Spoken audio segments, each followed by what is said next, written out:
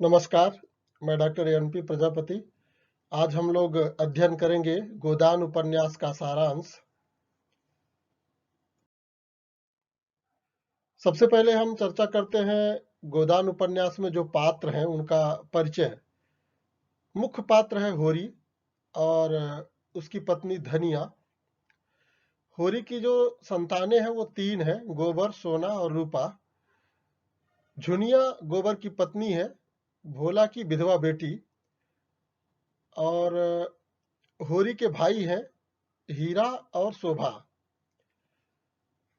इसके बाद और 2 पात्र आते हैं, मालती और मेहता। साहूकार जिंगुरी सिंह, पंडित दाता दीन, लाला पटेश्वरी, दुलारी सहुआइन, राय साहब और और भी तमाम छोटे छोटे पात्र बीच बीच में आते हैं। अवध प्रांत में 5 मील के फासले पर 2 गांव हैं, सेमरी और बेल्लारी। होरी बेल्लारी में रहता है और राय साहब अमरपाल सिंह सेमरी में रहते हैं। खन्ना, मालती और डॉक्टर मेहता लखनऊ में रहते हैं। गोदान का आरंभ ग्रामीण परिवेश से होता है। धनिया के मना करने पर भी होरी राय साहब से मिलने बेल्लारी से सेमरी जाता है। उसे लगता है कि राय साहब से मिलते रहने से कुछ सामाजिक मर्यादा बढ़ जाती है। वह कहता है, यह इसी मिलते जुलते रहने का प्रसाद है कि अब तब जान बची हुई है। वह समझता है कि इनके पांवों तले अपनी गर्दन दबी हुई है, इसलिए उन पांवों को सहलाने में ही कुशलता है। रास्ते में उसे पड़ोस के गांव का ग्वाला भोला मिलता है। उसकी गायों को देखकर होरी के मन में एक गाय रखने की लालसा उत्पन्न होती है। वह विधुर भोला के मन में फिर से सगाई करा देने का लालच देता है। भोला उसे 80 रुपए की गाय उधार पर ले जाने का आग्रह करता है और अपने पास भूसे की कमी की बात करता है। होरी अभाव में पड़े आदमी से गाय ले लेने को उचित नहीं मानकर फिर ले लूंगा कहकर गाय लेने से मना कर देता है, पर भूसा देने का वायदा कर सेमरी में पहुंचता है।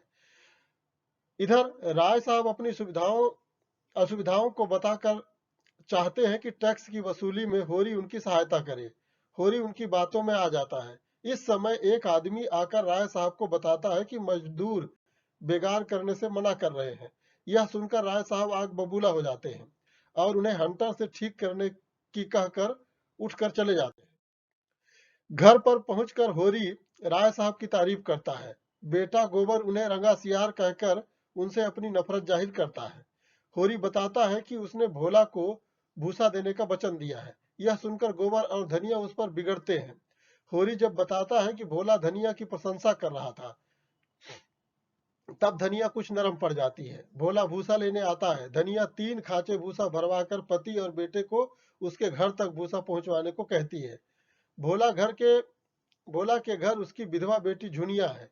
उससे गोबर की मुलाकात होती है। दोनों परस्पर के प्रति आकर्षित हो जाते हैं। भोला होरी से दूसरे दिन गाय ले लेने को कहता है। दूसरे दिन गोबर भोला के घर गाय लाता है।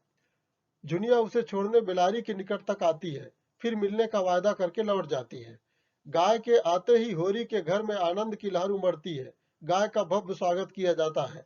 गाय के लिए आंगन में नांद गाड़ दी जाती है। गांव वाले आकर गाय के लक्षण भी और होरी की खुशकिस्मती की तारीफ भी करते हैं। केवल अलगौझा हो गए उसके 2 भाई हीरा और शोभा नहीं आते। हीरा होरी की निंदा कर रहा था। होरी धनिया को यह बताता है। धनिया यह सुनकर उसे झगड़ती है। सेमरी में राय साहब के घर पर उत्सव है। उसमें धनुष यज्ञ नाटक में होरी जनक के माली का अभिनय करता है। उत्सव के लिए होरी को 5 रुपए नजराना देना है। राय साहब के मेहमानों में गांव और शहर के लोग आते हैं। शहर के मेहमान हैं बिजली पत्र के संपादक पंडित ओंकार नाथ, वकील तथा दलाल मिस्टर तंखा, दर्शन शास्त्र के प्रोफेसर डॉक्टर मेहता, मिल मालिक मिस्टर खन्ना, उनकी धर्म पत्नी कामिनी जिसको गोविंदी कहते हैं, डॉक्टर मिस मालती और मिर्जा खुर्शीद। वहां बातचीत में राय साहब जमींदारी प्रथा के शोषण की निंदा करते हैं। डॉक्टर मेहता और राय साहब की कथनी और करनी में के अंतर में जो व्यंग है वो दिखता है। भोजन के समय मालती मांस मदिरा का स्थान छोड़कर ओंकार नाथ को भुलावे में डालकर शराब पिलवा देती है और वायदे के मुताबिक 1000 रुपए इनाम लेती है। उसी समय पठान के बेस में डॉक्टर मेहता आकर रुपए मांगते हैं और धमकी देते हैं कि रुपए ना मिले तो वे गोली चला देंगे। अंत में होरी वहां प्रवेश करके पठान को गिराकर उसकी मूछें उखाड़ लेता है। पठान के बेस में आए मेहता की नाटकबाजी वहीं खत्म हो जाती है। उसी समय सब शिकार खेलने जाने का कार्यक्रम बनाते हैं। 3 टोलियां बनती हैं। पहली टोली में मेहता और मालती जाते हैं। मालती मेहता के प्रति आकर्षित है, पर मेहता को इस ओर कोई आकर्षण नहीं है। मेहता को शिकार की चिड़िया पानी से लाकर एक जंगली लड़की देती है और दोनों को अपने घर तक ले जाकर मधुर व्यवहार से खुश कर देती है। इससे मालती ईर्षा करती है तो वह मेहता की नजर में गिर जाती है। दूसरी टोली के राय साहब और खन्ना के बीच मिल के शेयर के बारे में बातचीत होती है। राय साहब शेयर खरीदने की बात टाल देते हैं। तीसरी टोली में तंखा और मिर्जा है। मिर्जा एक हिरण का शिकार करते हैं। हिरण को एक ग्रामीण युवक को देते हैं। सब मिलकर उस युवक के गांव में जाते हैं। खा पीकर खुशी से सारा दिन वहां बिताकर शाम को लौट आते हैं। होरी के घर पर गाय आ जाने से सब खुश थे। इतने में राय साहब को कारिंदा कहता है कि नोखेराम बाकी लगान न चुकाने वाले खेत में हल नहीं जोत सकेंगे। होरी पैसे का इंतजाम करने के लिए साहूकार जिंगुरी सिंह के पास पहुंचता है। जिंगुरी सिंह की आंख गाय पर थी। उसने गाय ले लेने का चक्कर चलाया और कर्ज न लेकर लाचार होकर गाय बेचकर लगान चुकाने के लिए वह राजी हो जाता है और धनिया को भी राजी कर लेता है। रात को घर के भीतर उमस होने के कारण वह गाय को बाहर लाकर बांधता है और बीमार शोभा को देखकर लौटते समय गाय के पास हीरा को देखकर ठिठक जाता है। उसी रात को विष दिए जाने से गाय मर जाती है तो धनिया को हीरा पर शक होने की बात बता देता है। तो धनिया हीरा को गालियां देती है और सारे गांव में कोहराम मचा देती है। होरी भाई को बचाने के लिए सच को छिपाकर गोबर की झूठी कसम खा लेता है। जांच पड़ताल करने दरोगा गांव में आता है। गांव के मुखिया लोग इस विपत्ति का फायदा उठाने के लिए हीरा पर जुर्माना लगाते हैं। कुर्की से बचने तथा परिवार की इज्जत बचाने होरी झिंगुरी सिंह से कर्ज लेकर रिश्वत के पैसे लाता है, पर धनिया के कारण वह दरोगा को मिल नहीं पाता। दरोगा मुखिया लोगों के घर की तलाशी लेने की धमकी देकर उनसे भी रिश्वत के पैसे वसूल करके चला जाता है। गो हत्या करके पाप के डर से हीरा घर से भाग जाता है। होरी हीरा की पत्नी पुनिया को खेत संभालता है। बीच में 1 महीने तक बीमार भी पड़ जाता है। एक रात होरी कड़कती सर्दी में खेत की रखवाली कर रहा था कि धनिया वहां पहुंच जाती है और बताती है कि 5 महीने का गर्भ लेकर जुनिया घर में आ गई है। होरी पहले उसे निकाल देने की बात तो करता है, बाद में धनिया के समझाने पर उसे अपने घर में रहने का आश्वासन देता है। अब फिर से पंचायत को होरी का गला दबाने का मौका मिल जाता है। जुनिया के एक लड़का होता है। बिरादरी में ऐसे पाप से गांव की पंचायत होरी पर 100 रुपए नगद और 30 मन अनाज का डांड लगाती है। धनिया पंचायत पर बहुत फुफकारती है, पर होरी झिंगुरी सिंह के पास मकान रहन पर रखकर 80 रुपए लाता है और डांड चुकाता है। गोबर झुनिया को चुपके से अपने घर में छोड़कर लोक लज्जा के भय से लखनऊ शहर भाग जाता है। वह मिर्जा खुर्शीद के यहाँ महीने के 15 रुपए वेतन पर नौकरी करता है। उनकी दी हुई कोठरी में रहता है। डांड में सारा अनाज दे देने के बाद होरी के पास कुछ नहीं बचता। इसी समय पुनिया उसकी सहायता करती है। वर्षा के अभाव से उसकी ईख सूख जाती है। भोला गाय के रुपए लेना चाहता है। होरी रुपए दे नहीं पाता। भोला होरी के बैल खोलकर ले जाता है। गांव वाले इसका विरोध करते हैं, पर धर्म के भय से मर्यादावादी और ईमानदारी होरी विवश होकर इसकी अनुमति दे देता है। मालती राजनीतिक और सामाजिक कार्यों में व्यस्त रहने वाली महिला है। उसके प्रयत्न से मेहता वीमेंस लीग में भाषण देने के दौरान महिलाओं को समान अधिकार की मांग छोड़कर त्याग, दया, क्षमा अपनाने सुझाव देते हैं, जो गृहस्थ जीवन के लिए निहायत जरूरी है। मालती मेहता से सम्मत होती है। वह मेहता को अपने घर पर खाने बुलाती है। उसी समय मेहता आरोप लगाते हैं कि उसी के कारण मिस्टर खन्ना मिसेज खन्ना से अच्छा बर्ताव नहीं करते। यह सुनकर मालती बिगड़ जाती है और अपने घर चली जाती है। राय साहब को पता चल जाता है कि होरी से वसूल किए गए डांड के सारे पैसे गांव के मुखिया लोग खा गए। वे नोखेराम से रुपए देने को कहते हैं तो चारों महाजन बिजली के संपादक ओंकार नाथ को सूचना दे देते हैं कि वे अपनी पत्रिका में ऐसे सनसनीखेज खबर छापने जा रहे हैं। राय साहब 100 ग्राहकों का चंदा रिश्वत के रूप में भरकर किसी तरह इसे छापने से रोक लेते हैं। जब गांव में बुवाई शुरू हो जाती है तब होरी के पास बैल नहीं है। होरी की लाचारी का फायदा उठाकर दाता दीन होरी से साझे में बुवाई करने का प्रस्ताव देकर होरी को मजदूर के स्तर तक ले जाता है। उधर दाता दीन का बेटा माता दीन झुनिया को प्रेम पास में फंसाने के लिए प्रयास करता है, लेकिन बीच में सोना के पहुंच जाने से मामला गड़बड़ होने से बच जाता है। होरी ईख बेचने जाता है तो मिल मालिक से मिलकर महाजन सारा रुपया कर्ज के लिए वसूल कर लेते हैं। मिस्टर खन्ना और उसकी पत्नी गोविंदी के स्वभाव में आकाश पाताल का अंतर है। गोविंदी सादा जीवन पसंद करती है, तो मिस्टर खन्ना विलासमय जीवन। एक बार पति पत्नी में बेटे के इलाज के लिए भिन्न भिन्न डॉक्टरों को बुलाने के मतांतर मेहता से होती है। मेहता उसकी प्रशंसा करके उसे समझा बुझाकर घर लौट जाते हैं। होरी दाता दिन की मजदूरी करने लगता है। होरी दाता दिन की मजदूरी करने लगता है। ऊख काटते समय कड़ी मेहनत करने के कारण वह बेहोश हो जाता है। उधर गोबर अब नौकरी छोड़कर खोचा लगाने के काम में लग जाता है। उसके पास 2 पैसे हो जाते हैं। वह एक दिन गांव में पहुंचता है। वह सभी के लिए सामान लाता है। गांव में गोबर महाजनों की बड़ी इज्जत करता है। होली के अवसर पर गांव के मुखिया लोगों की नकल करके अभिनय किया जाता है। फलस्वरूप गोबर सभी महाजनों के क्रोध का शिकार बन जाता है। जंगी को शहर में नौकरी कराने का लोभ दिखाकर उसे प्रभावित कर देते हैं। वह भोला को मनाकर नोखेराम को लगान वसूल करके रसीद न देने पर उसे अदालत की धमकी देता है। झुनिया को फुसलाकर शहर जाते समय माँ से झगड़ा हो जाता है।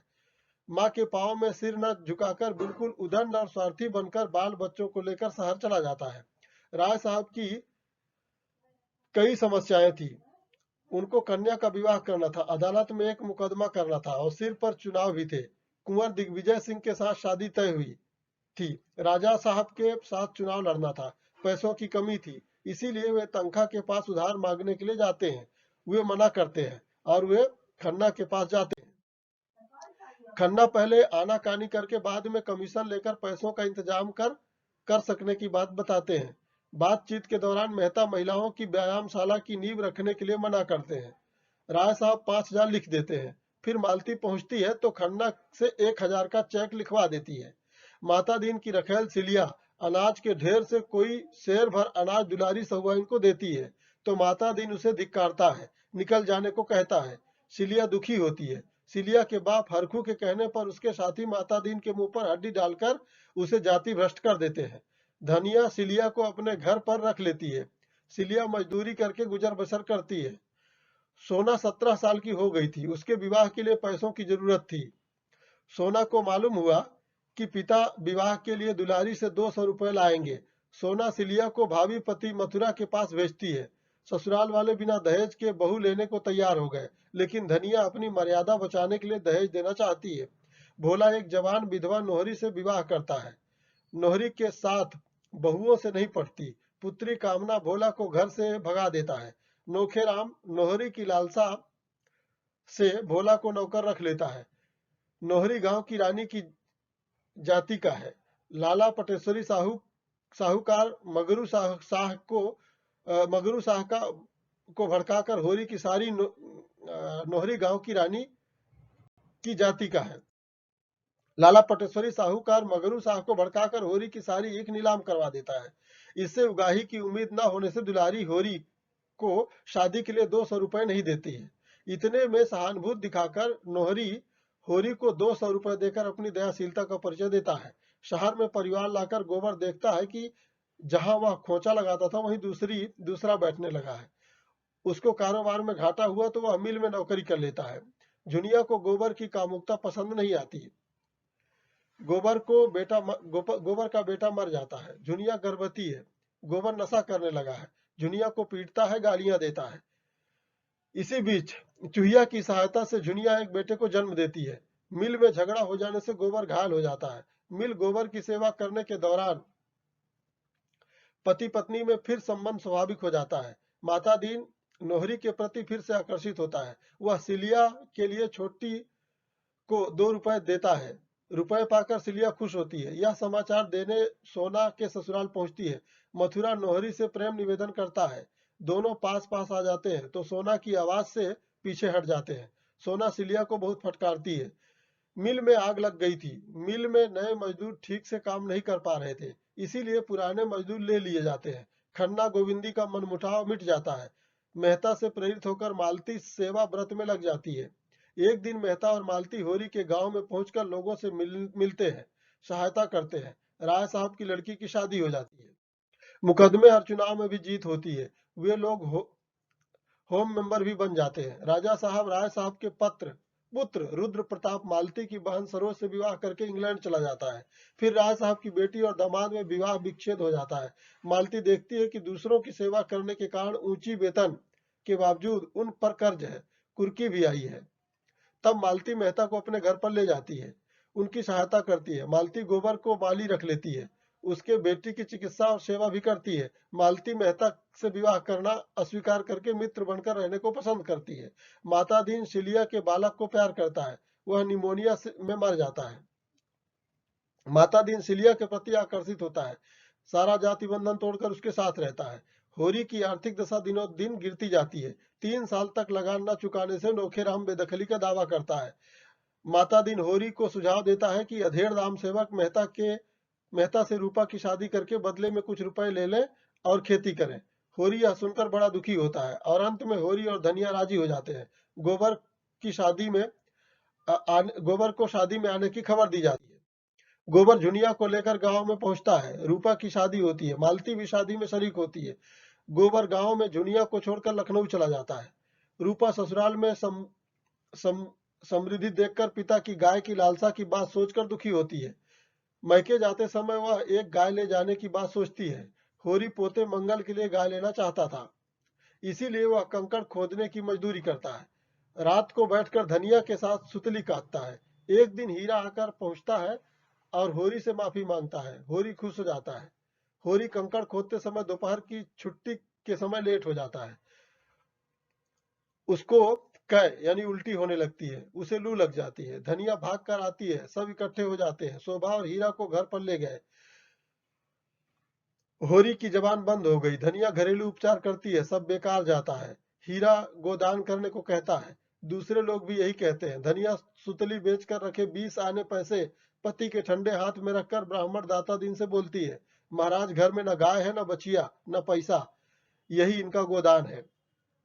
अब इसमें जो विशेषता है, गोदान केवल वर्तमान का एक निष्पक्ष चित्र है। इसमें आगत भविष्य की संभावनाओं की झांकी नहीं कराई गई है। इसमें तो एक चरित्र को लेकर उसे अनेक परिस्थितियों में डालकर तथा बहुत से पात्रों और चरित्रों को संसर्ग में लाकर समाज का एक जीवंत चित्र निर्माण किया गया है। इसमें भी गबन की भांति कथा वस्तु और चरित्र में भेद नहीं रह गया।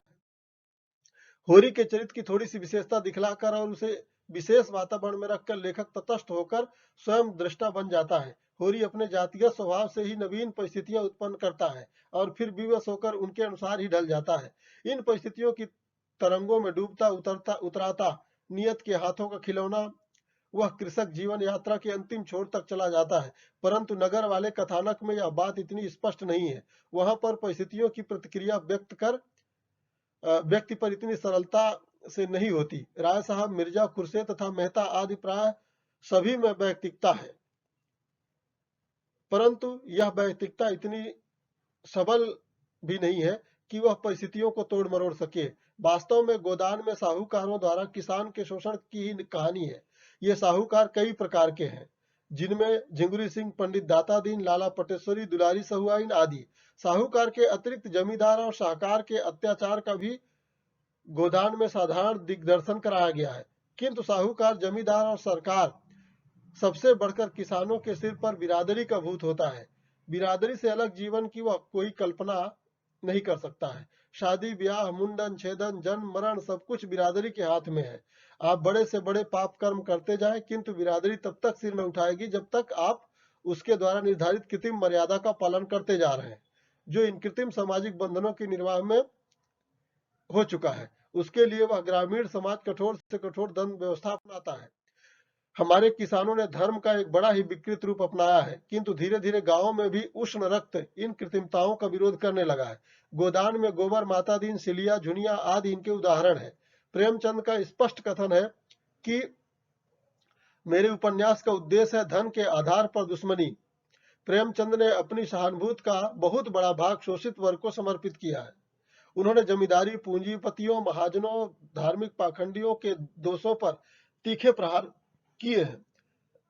उन्होंने उपन्यास में प्रतिपादन किया है कि किसानों को सबसे अधिक महाजनी सभ्यता से गुजरना पड़ता है। महाजनी सभ्यता क्रूरता तथा शोषण पर आधारित है।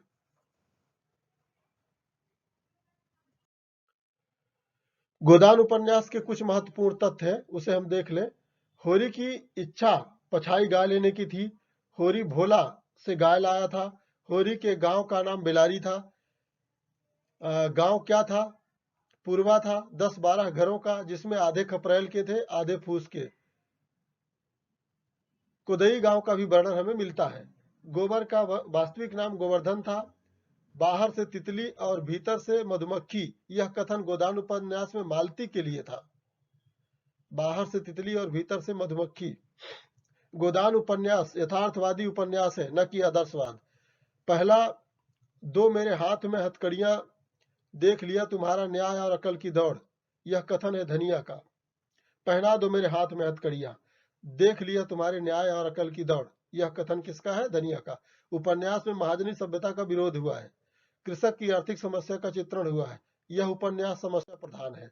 गोदान में गांधी और मार्क्स को प्रेमचंद ने घुला मिला दिया है, यह कथन है बच्चन सिंह का। प्रेमचंद का सबसे विख्यात और अंतिम उपन्यास है, जो 1936 में लिखी गई थी। गोदान की कथा वस्तु कृषक की समस्या है। होरी के पास 5 बीघा जमीन थी। गांव की कथा और शहर की कथा साथ साथ चलती है। फिर दोनों कथाओं में संबद्धता और संतुलन पाया जाता है। गोदान एक राष्ट्रीय प्रतिनिधि उपन्यास है। उपन्यास में शोषण व अन्याय के विरुद्ध भरती हुई नई पीढ़ी की विद्रोह और असंतोष का प्रतीक है गोबर। मालती व मेहता लखनऊ में रहते हैं। राय साहब सेमरी गांव में रहते हैं। प्रेमचंद ने गोदान को संक्रमण की पीड़ा का दस्तावेज बताया है। पंडित दाता दीन के पुत्र का नाम माता दीन था। धन्यवाद।